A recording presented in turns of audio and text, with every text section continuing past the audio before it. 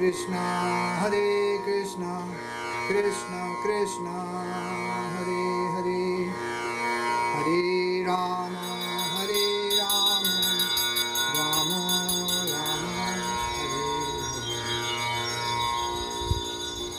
Remember that these books only came into the English language 30 some years ago, 1960 to 1965.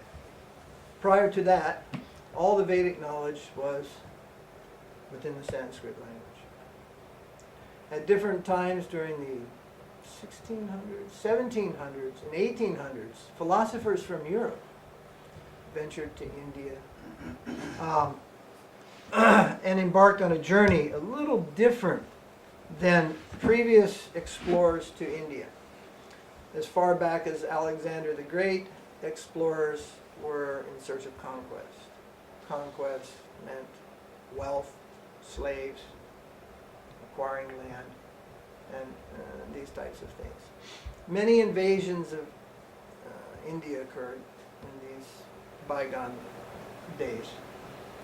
But around the 17 and 1800s, although there was an economic invasion in India. That was the East India Company, which later led to the British Raj and 200 years of domination in India. At that time, there was another conquest that was different than any other before, at least that we can historically find. And there was a conquest of knowledge in India. And at that time, a good number of the European nations sent their scholars to research the ancient literatures of India. Some of them learned Sanskrit. And many of these books returned to European countries, and particularly Germany. And of course later on something very bad happened because of misappropriation of knowledge in Germany with what was called the rise of the Aryan Empire. A misappropriation of knowledge. The understanding that there was a race of people called Aryans from ancient times, which were the superior race, this knowledge comes from the Vedas. The Vedic people and the people of India once upon a time were Aryans. But in Germany this took a perverted form. Even the swastika is adopted from the Vedic literature. It's printed on temples, it's printed on birthday cards, greeting cards, wedding cards. It's considered a very auspicious symbol. And even the Boy Scouts of America prior to World War II used to distribute swastikas on little pendants for fundraisers.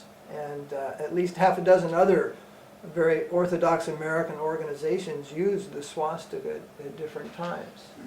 But when Hitler adopted it and twisted the whole knowledge about Aryan civilization, then it became the most hated symbol of the 20th century and still remains so.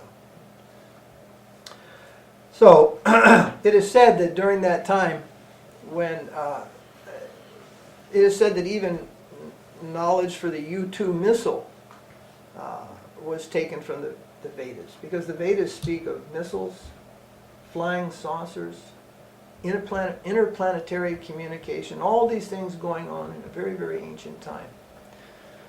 Now, of course, some people may say, what is the proof? What is the proof? And like many things, proof is nominal. But we must say that even to think about it 2,000 years ago is a very great thing, when many of the people in the world up until 4 centuries ago or 5 centuries ago were considering the world as flat. And 5 centuries ago, in India, you could possibly find a group of educated people having a talk about life on other planets and interplanetary communication, and the world was round. It was never flat in the Vedic knowledge. But it has only been round in our worldview for a few centuries. So, once discussing with a professor from Helsinki University, where's that? I believe in Finland, or wherever it is, I forget which country. Helsinki was in, but he gave that much credit. Well, if the philosophers, the authors of these ancient books, if they could even think about these things, if their minds were free enough to think about the even possibilities of these things, whether they could do it or not, that is definitely a credit to their culture. Because what happens is, cultures all over the world are very restricted in their thinking. We have a saying in the modern age: learn to think beyond the square, learn to think beyond the box. It means that we just get to a point, even today in science and thinking, and we just box ourselves in, and we don't want to go beyond that. And then after a while, some bigger thinkers, they think beyond our present understanding for us. Well, most of the knowledge in the world we have today in terms of science and all these things and discoveries, this is definitely discovery. I mean, people are researching and discovering, and they are speculating. Therefore, many, many mistakes are made, and the progress is very, very slow. For some peculiar reason, 100 years ago, scientists thought that women had a 32-ounce brain and men had a 64-ounce brain. This was a biological finding, which later was proved completely wrong. Of course, probably women were very happy to accept that at that time, because 100 years before that, women weren't believed to have a soul. Like dogs, like animals, women didn't have souls in Christianity until a couple hundred years ago. So the ladies have really been upgraded step by step. Now you have a 64-ounce brain and a soul. These were never the considerations in the Vedic knowledge. Never did they have such considerations. Of course, I don't know if they went around measuring the size of everyone's brain, but certainly everyone had a soul. And that's the most important thing. Everyone not had a soul. Everyone is a soul. See, in many religions, they think God has a book, and you got a soul. That's like a Social Security number. And you got a good column and a bad column, and these marks go against your soul. Your soul means your record. And in many cases, religious worldviews consider that this is what we are. We are this body, and when we are raised from the dead, we'll come up with a sore back, having been in the grave for 600 years, and shake off the dust and loosen up the joints and march on to heaven. Resurrection of the dead. But there are lots of problems in those types of theologies. There's a theology, I believe it's the Mormons. They believe that when you perfect your life as a Mormon, you get to rule your own universe on behalf of God. And your family lives there with you, and you are the head of a universe. You control. It's kind of like a Star Trek planet thing. You get a planet. Is it a planet? I thought you got a universe. I think you get a universe. A planet and a universe. And your family is there with you. So I asked one priest once, I said, if that's true, and you become a good perfected Mormon, and you get to your own planet, your own universe, and your family's there with you. He said, that's right. I said, your sons, your daughter, your wife, everybody's there? He said, yes. I said, what if your son becomes a perfected Mormon? And he moves on and gets his own planet. So who's in your family? It's just you and mom there alone, retired. The kids are all grown up and got their own planets. So it doesn't, when we think out a lot of these ideologies of the end of life, the goal of life, the perfection of heaven, and so many things, many problems arise. I saw a painting once, the idea of heaven.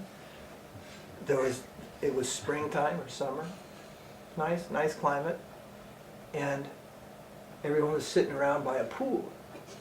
Kids were off playing badminton, and Jesus was walking, and everybody's in shorts and summer, lawn attire, and Jesus was walking around with a tray of lemon juice, serving everybody drinks, and he was in his long hair, beard, and like hippie attire, and he was serving. And their concept was, in heaven, God is there to please you. God is there to serve you, and it will be just like this earth, the earthly pleasures. You see, but I guess the Christians in the time of the Romans, their heaven would be something like a Roman bath instead of a swimming pool and badminton. They would be in a great vineyard with a Roman bath nearby, or whatever the pleasures were of that time. Pleasures change and change and change and change.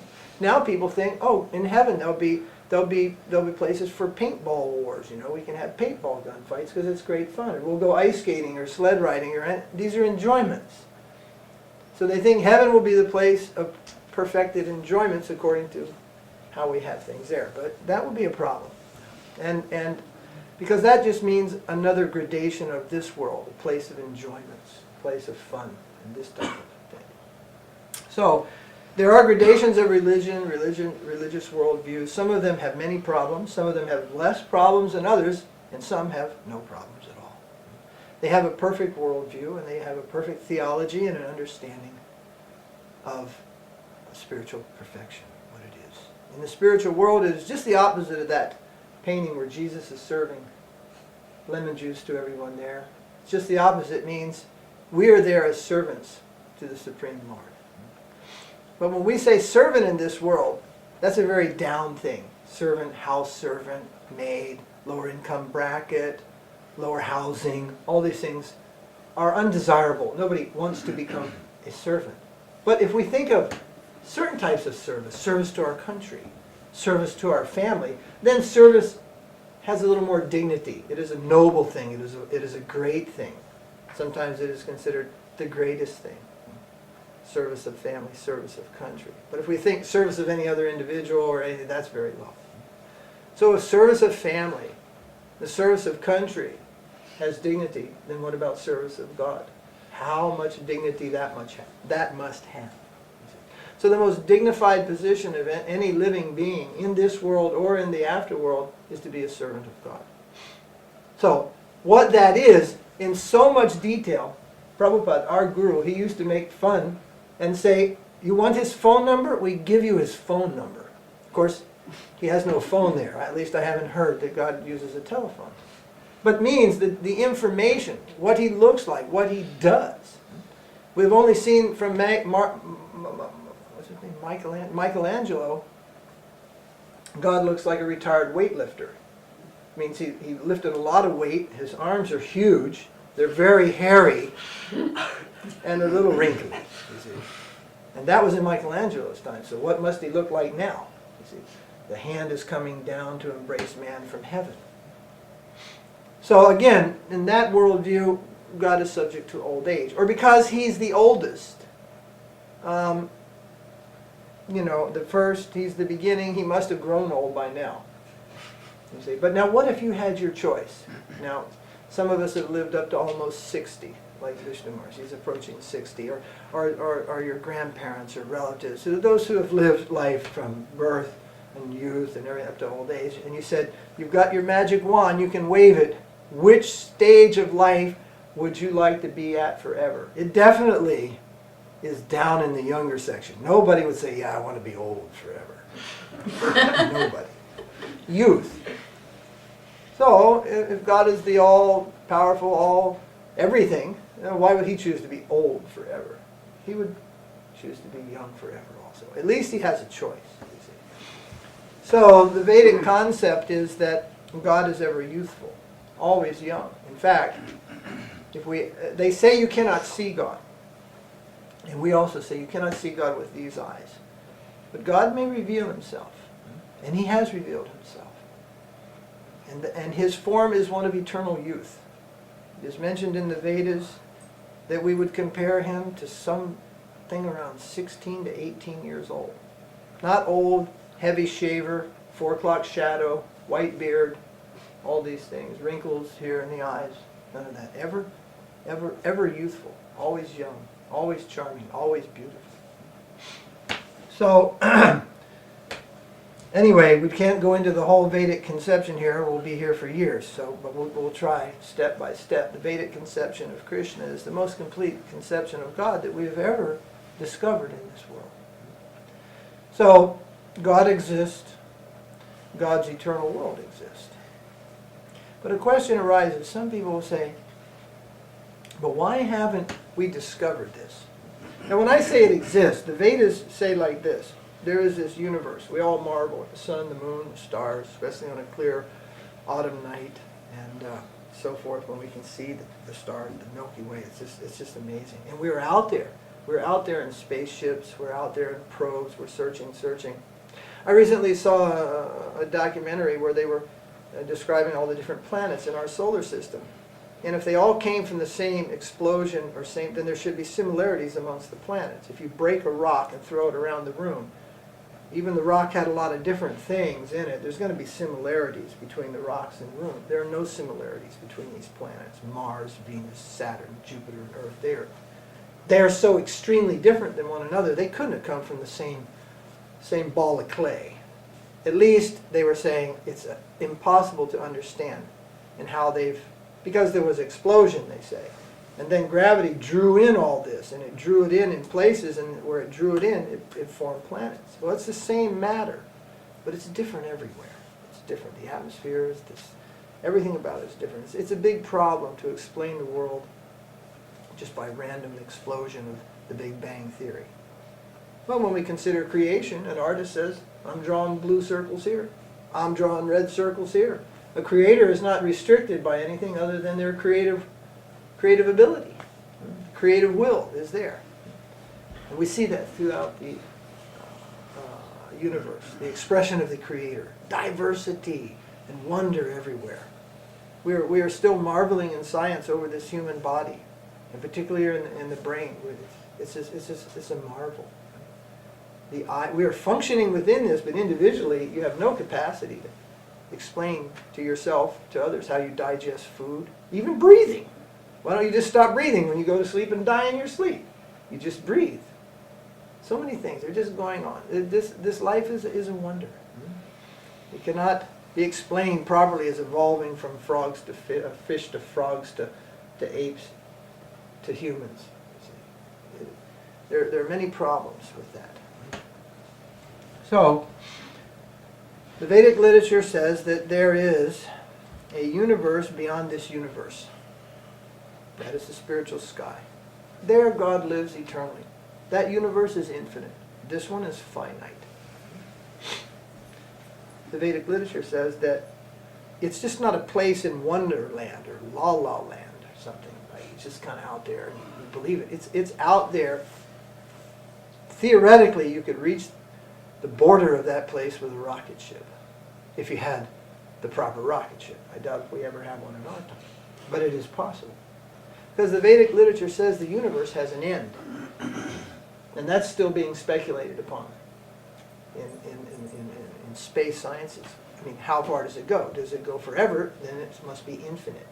If it goes forever and there's no end to the universe, because there's an end to everything. There's an end to this rug, end to this house, end to this state, end to this country, end to this planet, end of our atmosphere, end of our solar system, into another solar system.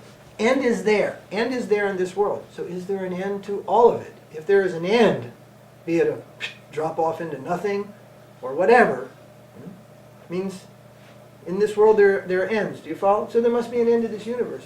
The Vedic literature says, yes, there is an end to this universe, and there we encounter the walls of the universe. And the walls of the universe encompass the whole universe.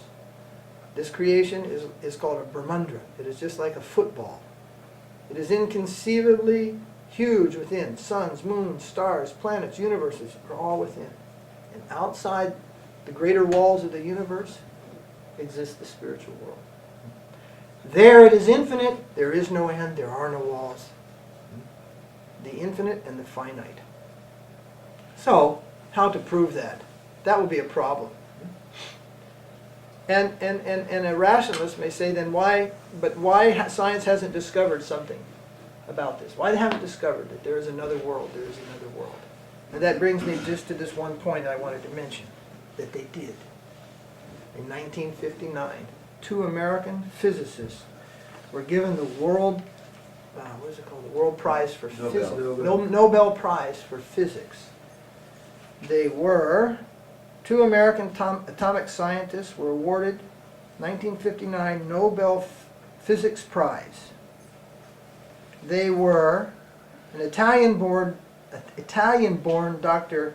Emilio Segre, 69, Segre, and Dr. Owen Chamberlain of San Francisco.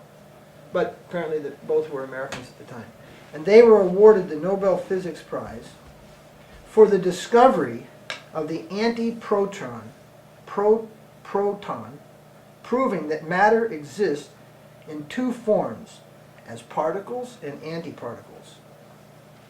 Then here's a quote. This is from a scientific journal. According to one of the fundamental assumptions of the new theory, there may exist another world, or antimaterial world, built up of antimatter. This antimaterial world would consist of atoms and atomic particles spinning in reverse orbits to those of the world we know. If these 2 worlds would ever clash, they would both be annihilated in one blinding flash.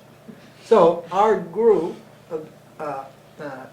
Prabhupada, he read this, I guess it was in the newspapers at the time, and let me see, it says, no, it was in the Times of India he read it, 27th October 1959, a news service dated Stockholm, 26th October, was published as follows, and this information was there. So they had discovered what they classified as the anti-material particle. Atoms, subatoms spinning in an opposite way, making an opposite world. This world is made of atoms, protons, all these things spinning this way. And they said there's another place where they're spinning in the opposite direction, and this is another world, separate from this one. And you can't connect, but it's there. So obviously there was much more to their theory than what I just read. Otherwise you don't get a $150,000 prize, Nobel Prize for physics. It must have been a very elaborate theory. However, and they mention here that if the two worlds ever collided, both would be destroyed. Then this book was written after that. It was written in this is the original copy, 1959. And Prabhupada, our guru, he tells there that, yes, fundamentally their discovery is true. There is another world. There is an anti-material world. But as it is anti-material, destruction is not possible there. Destruction is something which is a material, happens in the material world. These atoms spinning, they can be destroyed, they can collide, explode, and all these things, and annihilation can take place. Anti-material means no annihilation can take place. And then he went on to say, no death can take place, no old age can take place. There is no anger, greed, lust, contempt. All the things that you can list in this world, good and bad, don't exist in that spiritual world. Even the best of things that you list here, for example, goodness and kindness. Certainly these are divine qualities. But when you list the quality, then you must study the quality, and you'll find out that these things don't endure in this world. They're not permanent, you see. So goodness, compassion, love, these things exist in the spiritual world, but they are permanent. They are never subjected to be pulled down by a lower quality. So he goes on to explain many of the things about the nature of the spiritual world. But one interesting thing is this never went anywhere. This prize, this research, at least to our knowledge, never went anywhere, at least in the public eye. Maybe in the most secret places of secret service or something, such research goes on. We have no way of knowing. Can you hear anything about that? Probably it was just dropped because it's not so economically viable. That's one thing. Another thing is scientific research that in the end it's like, uh-oh, same scenario, we got a God out there. They just drop it. Scientists don't want to deal with that factor. And we call it a factor. It's a quantum factor. It exists, and we have to deal with that. And how to know that? How to know that? How to experience that? All these things. How to know there's a spiritual world. How to know God exists. How to know I'm not this body. How to know I'm spirit, soul. How to know I've had many lives. How to know I'll have another one. How to know. What is the real proof of knowing? I say, well, see these books. There's so many books. This guy's book says it doesn't. Your book says it does. How do I know? Then you have to experiment yourself. You have to explore yourself. You just can't take the word of others. You take some advice which you feel is good, and you have to explore with that. It's like Tulsi Manjari went to see some college yesterday in Bennington. So she heard something from a student. It's like you went one time, and you hear something, and then a lot of times you go, and well, sorry, it's just not what it was played up to be. It's not as good as they said it was. And many things are like that. Nobody says, oh, my product is second best. You probably won't really like it, but anyway, buy it. Everybody says, this is the best. You'll like this more than anything. When you get it, you find out, oh, this is made in China. It's not so good. Whatever, things like that. Spiritual life is similar. You have to experiment yourself. So in each age, there is a process of experimentation. It's not really experimentation, but there is a practice for each age. The universe has ages, just like we have summer, spring, winter, and fall. The Vedas say the universe has ages. They're not just climates. They are more than just climate. They deal with the very nature of things, the very nature of people, the most subtle things in our existence. You see? For example, truthfulness is something that we still hold of value. If a politician lies, if a spouse lies, if our children lie, it is very much frowned upon. It is said that in this age, it is the only principle, religious principle, that is still looked upon with dignity, truthfulness. But as far as other things, austerity. Austerity is a religious principle. Austerity. There's no interest. People are not interested in austerity.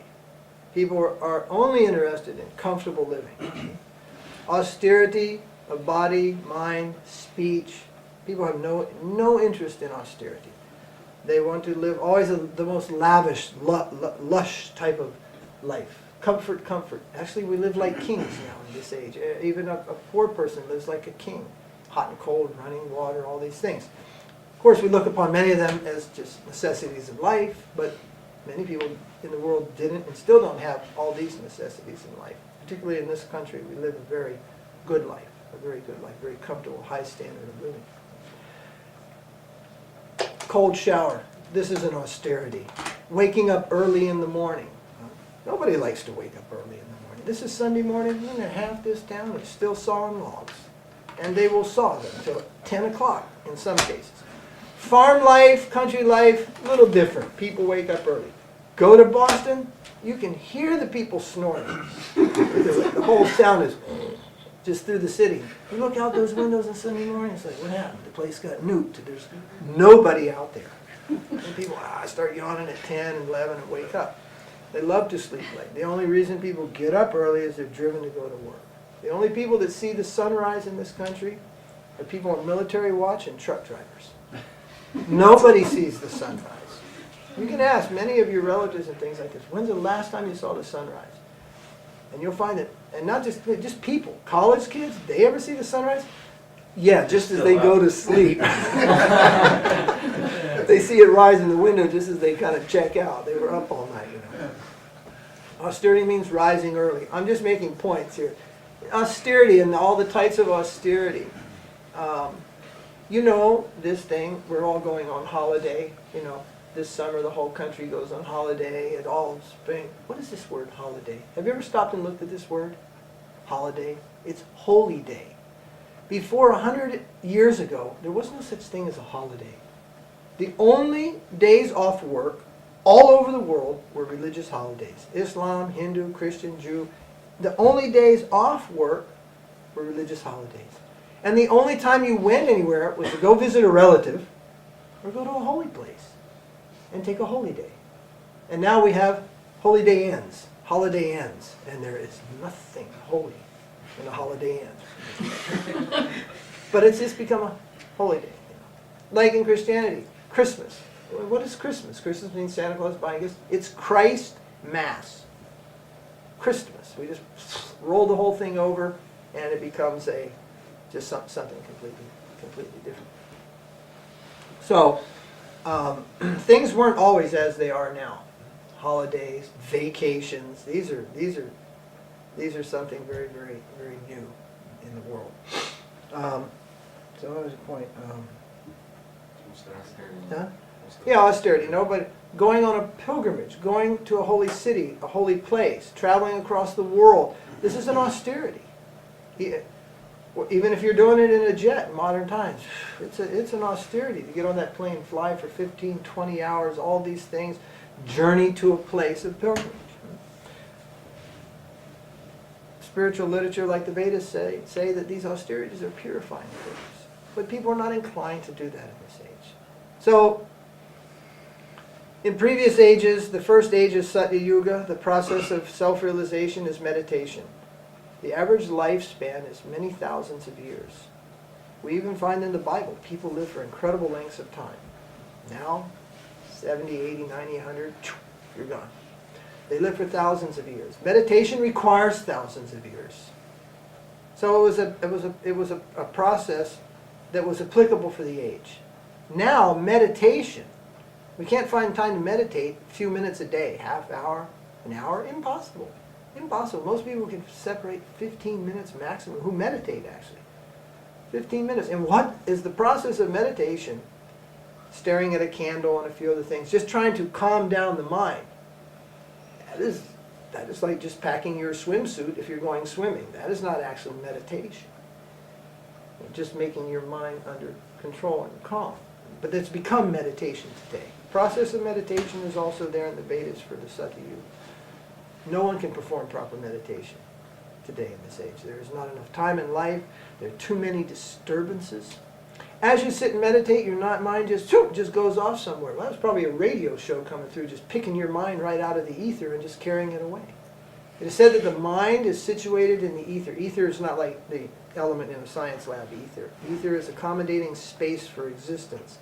Your mind is situated in the space within your body, and ether, sound waves travel in the ether and they go right through your skull, right through your mind.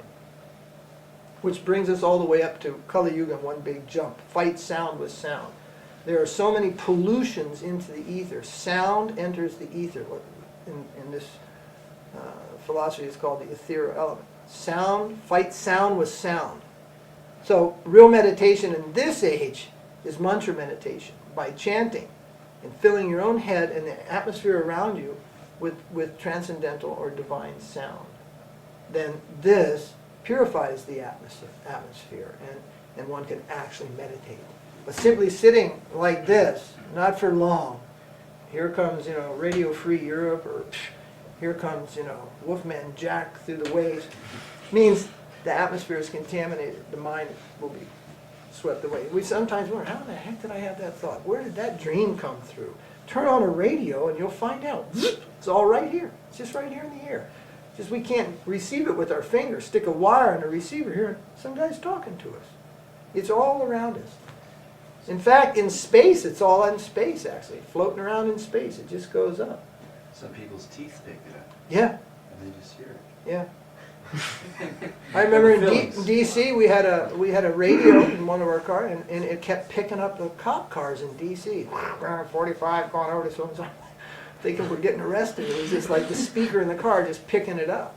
It's all out there. All types of sound, all types of contamination. They say that word spoken is always there. Whatever we say, it's always there. It just goes. We can't hear it. The vibration goes. We lose sight of it by ear. We can't trace it. They say it's there. In the civilian world, there's a lot of rumors. People speculate. Retired people write books. You don't know who's telling the truth and who's lying. But I've seen articles from time to time say that they have heard sounds in the universe and messages and just sound is there. Well, according to the Vedic understanding, yeah, it will be there. Whether you can recapture that sound, that's another thing. But it's there. Sound just goes. So the recommendation is make a holy sound, make a divine sound, a transcendental sound.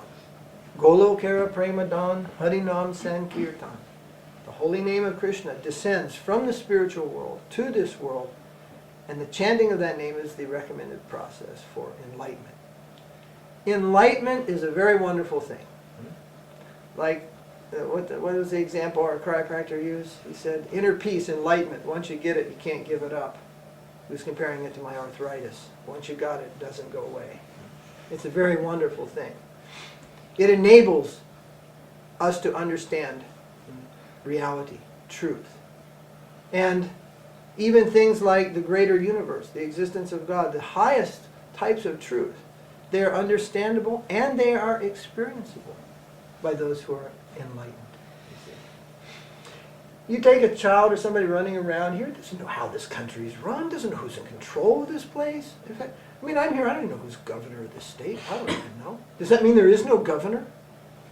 But those who are enlightened with higher knowledge, you know who the governor is, you know who the president is, and you know. Your son might not know who the president is. He's living within this country, he doesn't know. So that's a kind of an ignorance. But his ignorance doesn't nullify the president, because he doesn't know. So because people don't know these things about the existence of God and so forth, doesn't nullify them. They simply do not know. then your son or somebody, you may know. Have you met Bush? Do you know? Do you know Bush is president? How do you know he's president? Maybe it's a whole CIA scam on CNN. It's just some guy. Actually, he's not the president. How do you know? How do you know? If you haven't met him and shaken his hand, how do you know he even exists? Well, oh, come on. We believe. You were going to say you believe CNN. You believe. You believe. You believe. The point is you believe. Belief is there. How do you know we went to the moon? How many of us went there? How many of us know Wally Schirra and all these guys? I once asked Wally Schirra, are you sure you went to the moon? It's a really stupid question. But I did. I asked him at Gainesville University. And we just wanted to see his response. We're just feeling out all the possibilities. And I told my friend, I'm sure he went. My father was friends with some of the early astronauts, and this is not a scam. They're going. Because there was so much talk. They never went, all these things like this. So we decided just to ask them one day. It was a very embarrassing question. For him and us, for everybody. It was at a meeting of aeronautics students at Gainesville University. But also his reply was kind of, interesting also, how he replied to us. But nonetheless, still, we believe it. It's belief. Only a few people have the hardcore evidence of that. So belief is not something which is undesirable in the human experience. Life is based on belief. What is money? What is money? It's paper. Why do you work for it? It's a bill.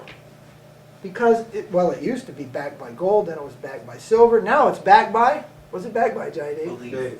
Faith. It's backed by faith. The amount of money that even exists in paper doesn't equal the numbers in the banking system. If you just froze the world, just America, and said, okay, all the money that we got in the bank, match it dollar for dollar here. You'd run out of dollars, and people would be going, where's my dollars? Well, they're just numbers. They don't even have enough paper to go around. It's true, but we believe in it. So belief's not a bad thing. Belief enables us to do wonderful things. Many things. Many things.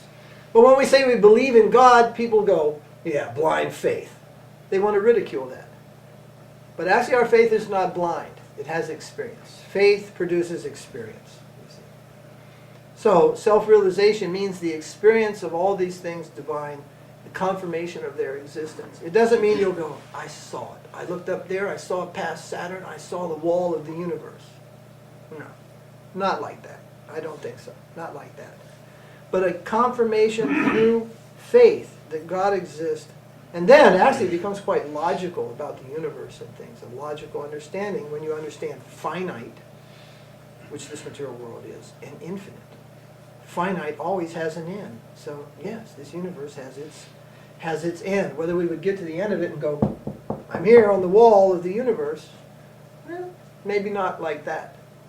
But it has its end. And whether we will ever reach it, doubtful. Doubtful. Nonetheless, these things are there. So faith. Faith is an essential thing.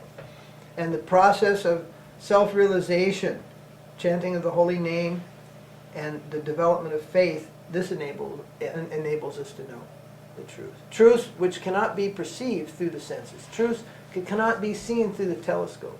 Truth that cannot be perceived in any other way other than faith. This is the most enduring thing throughout human civilization. Civilization goes through ups and downs of many types, and we keep coming back to this thing. People believe. They believe. So why society should encourage this? Instead of what do we call the secular state, nobody wants to get behind real belief, scientific belief. Everybody wants to just keep religion on. Everyone is doing, but do your own thing. And the world is just, in this modern sense, is just omitted this. There should be scientific research into these areas also. There should be scientific research into the soul, existence of the soul. And many of the things which are mentioned in the Vedic literature, they may be experimented with to some extent, and this may give faith to people at a certain level to pursue an understanding of the existence of God and so forth. Do you understand a few things I'm covering here? little talk this morning. So in every age there's a process. The next age was yajna, sacrifice. That is also not possible in this age. There are many types of sacrifices, yajnas. You see them in ancient cultures a little bit. Oh, human sacrifice. I'm not talking about that type of sacrifice. But there were different types of sacrifices that would be performed, ritualistic offerings and things like this process. Then the next stage there was temple worship. That's what's left us, the mystery of temples in ancient Egypt and ancient India. There are many great temples and these things. Temple worship, the process of temple worship, this was recommended. And now we're in Kali Yuga. All the previous three have only a small value. They can be done limitedly. In this age, the process is chanting the Maha Mantra. Hare Krishna, Krishna Krishna, Hare Hare, Hare Rama, Rama Rama, Hare Hare. This is the process in Kali Yuga. Nam Sankirtan. It is chanted on beads in our personal meditation, and it is chanted in a group. That's called Sankirtan, as we were singing earlier. This simple thing. It is there in the Bible also. It is there in the Quran also. It is there in every scripture of this age that we have on the earth, basically. That one should chant the holy name of God is there. It is mentioned in all the other scriptures. But who is doing it? Nobody is doing it. It even says in the Bible that the devotees of God in the modern age will write God's name on their forehead. Well, who does that? We do. The Baptists don't do it. The Mormons don't do it. Haven't seen the Pope do it yet.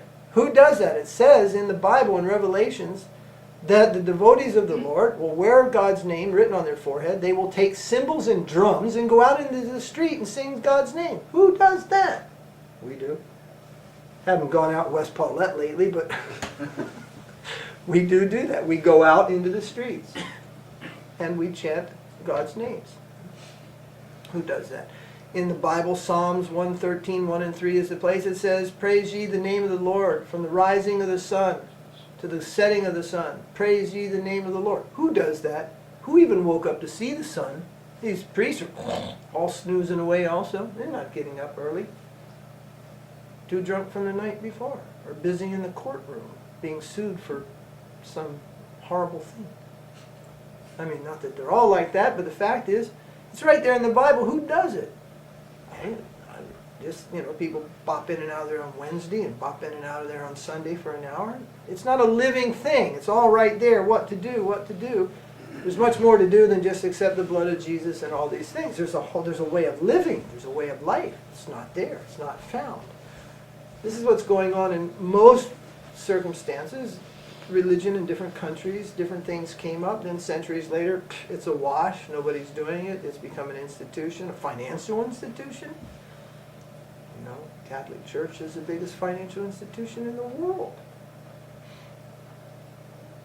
Religion is not meant for that. We should not allow that to happen. It's a struggle. Eventually, it seems to happen again and again. So, we're there where the ancients were. When religion began in ancient time in different places, and there were saints and there were scriptures, and people were doing it then. Well, that's where we are now in this modern time. We're in that space. We've come in touch with an ancient knowledge.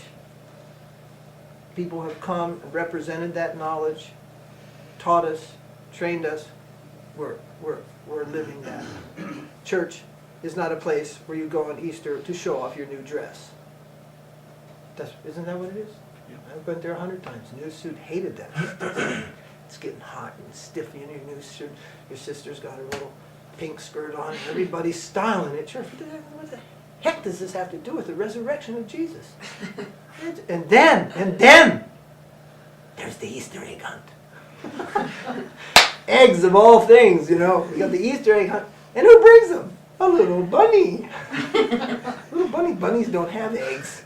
The whole thing is a mockery of religion. Styling, dressing. Holy day. And it's a holy day. It's a holiday. It's a holy day. Like that. I'm sure there's some real real believers in there, but that's not how we grew up knowing it. So, now, we are in a similar circumstance, but like thousands of years ago, you know. Fortunately, we're not being persecuted. We live in a country where we have freedom of religion. And I'm always telling you, you should thank your lucky stars for that. That's not how it is all over the world. I've been in a few countries in the world, and people do not have freedoms. So we have freedom. We're not being persecuted like Christians were in their early days and so forth.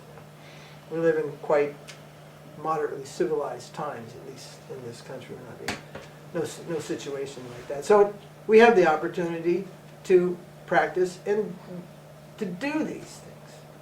You see, but we're more interested in that than simply creating an institution, because the fate of the institution is sealed. It becomes like all the other institutions. We have to have an institution to a certain extent. Most of the people here, devotees here, you don't even know what our institution is, because I never talk about it. Institutions are basically forced upon us by governments. You have to register, you have to 501c3, you have to have a name, you have to bank account, all that. What's that got to do with self-realization, religion, and God? It's nothing to do. That's just a social requirement.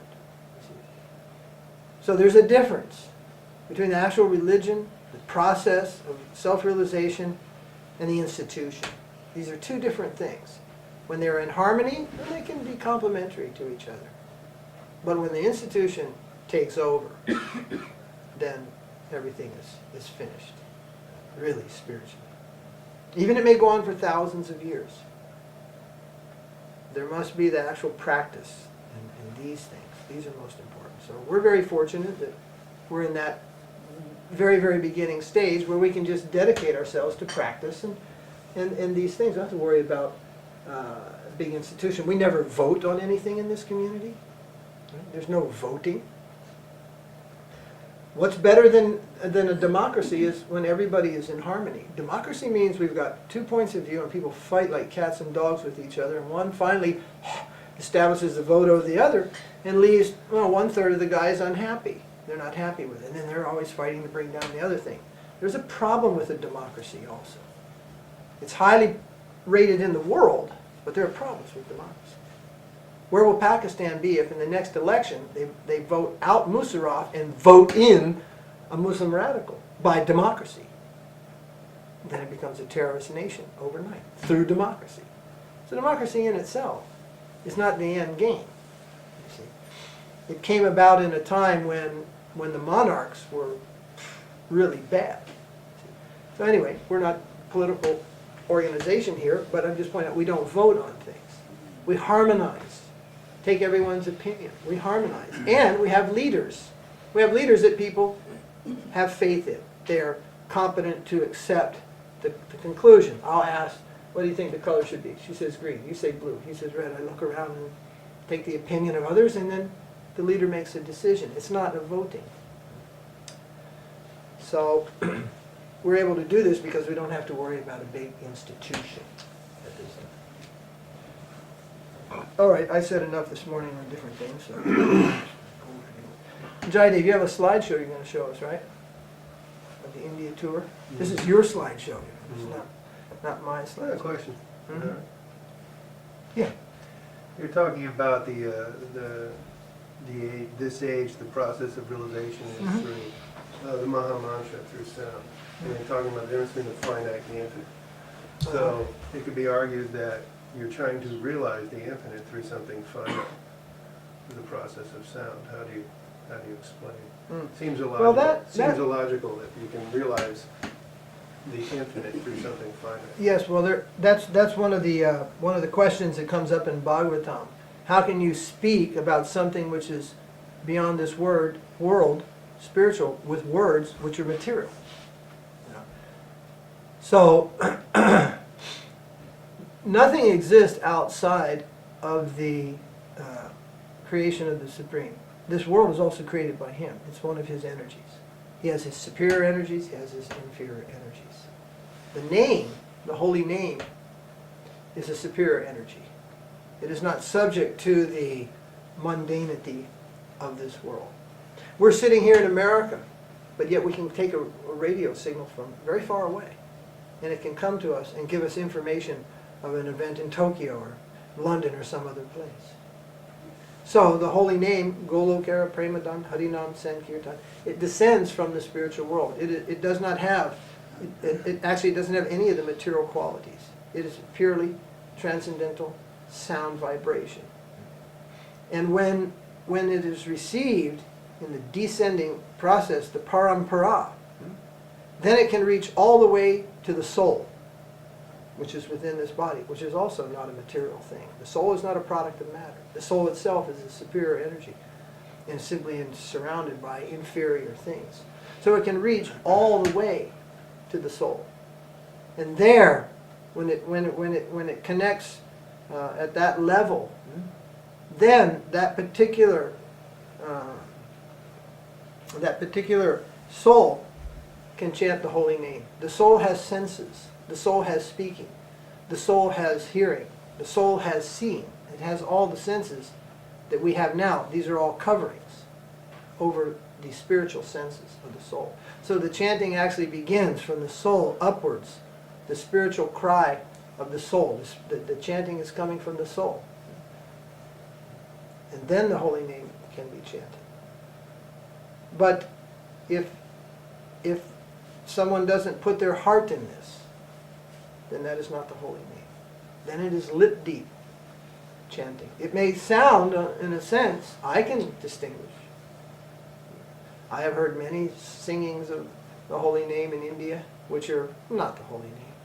I have heard many modern rock and roll renditions of the holy name, chanting the Maha Mantra, and they're not the holy name.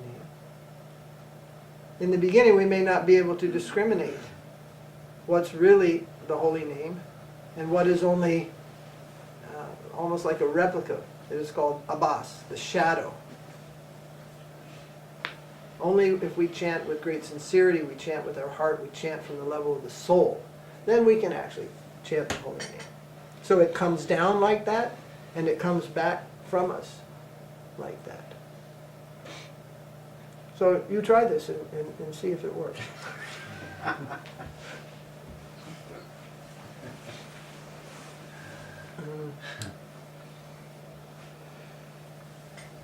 If everything divine was perfectly explainable, then in many cases there would be no necessity of your personal experience. Examples are not perfect, and explanations are sometimes not, they're not perfect. I heard many things in the beginning from classes, and for example, I used to hear, "You're not the controller, you're not the doer of anything." And I thought, well, I know I'm not the controller. But what do you mean I'm not the doer? I struggled with that for years. I'm not the doer. We don't do anything. You don't brush your teeth. Yeah, don't brush my teeth. I brush my teeth. You don't brush your teeth. You're just observing the experience of brushing your teeth. You're the soul. You're not the teeth. You're not the hand. You're not the toothbrush. You're something removed from all of this, right? And now, 35 years later, a lot of life has just gone through like watching a car, watching the world from a car. Because now I know who I am. I have the experience of who I am. Spirit, soul, servant of Krishna. I'm not the doer. So many things are done. They're just done. Sometimes I feel like I just dropped that toothbrush and it would keep on brushing, It won't work. You drop the toothbrush, it'll fall in the sink. You see. But we're not the doer, you see. The body is doing so many things, and we have a desire. We have a desire. What if you're paralyzed? And you have a desire, but you can't move your hand? So there's somebody who's allowing your desires to be fulfilled. This is the Supreme Lord, the Paramatma. Man disposes, man proposes, God disposes.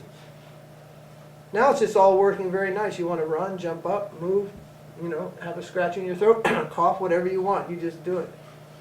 But at any time, any of these functions can just be suspended. And you can't cough, you can't breathe, you can't do so many things. You can't move your arm. Any of these things can be suspended. And you'll experience, you have a will. And lastly, it comes to death itself. And everyone has the will to live, yet death is imposed upon us. We're not the doer. We're not the cause of our own life. We have a life that will end. But we want to live on. And we will live on. We live on in the next life. If we are engrossed in so much ignorance, then we are born again. Krishna says there's no loss. Everyone will be born again. And the old, they will be born and they will have fresh, new lives. They will be free from these bodies of aching and paining. They will be born again. They're fresh and young. Life will be there. Now I want to improve the standard of life from a world of repeated birth and death and ignorance, and you learn a language and you forget it in your next life. You got to learn again. You hate. Just think, and there's a positive. We hate the Arabs so much. The next life we're born an Arab. Hate attaches us to them. The Kshatriya has an impassionate. There's a certain anger necessary for fight. But hatred is something different. We don't hate the doer. We hate the activity. You see. There's a difference. That person, those Arabs, they're also spirit souls. But they're so engrossed in a certain plane of ignorance. You see. And one day they'll be free from that ignorance. This can happen. They're terrorists. They die. They have to be born in another country and they'll be terrorized. They'll be blown up. They blew up, they'll be blown up. Eye for an eye and a tooth for a tooth, Jesus said. The problem is, if someone doesn't stop this, there'll be no man with an eye and no man with a tooth left in the world. All be blind and toothless. So, there are many things involved in this world, and it's not always possible to see the most far-reaching extremes of those things. Hare Krishna, Krishna Krishna, Hare Hare, Hare Rama,